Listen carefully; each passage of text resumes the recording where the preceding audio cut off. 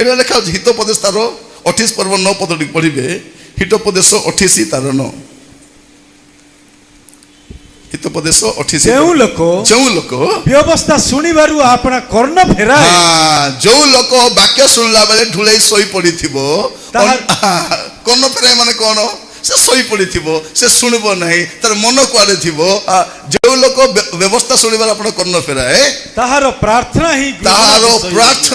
ही घृणा अंडरलाइन करता प्रभु घृणा करती जो लोक चर्च रे आसीबो वाक्य सुनबो नहीं केते भौणी मन आसले पूरा आखि बंद कर दियो आराम रे कौन लो सुनुछि मु आखि बंद करके नहीं आखि बंद कर सुनी हुए कि आखि बंद करके सुनी पारबो आखि बंद कर तो कान भी बंद हो हेब ना नहीं आखि कान जाड़ा एटा एका संगे जन्म होइछंती ये बंद ले से भी बंद हो तो जदि आपण शुणु आपण को प्रार्थना उत्तर कहीं आसुना आपण प्रभु को कथा शुणु ना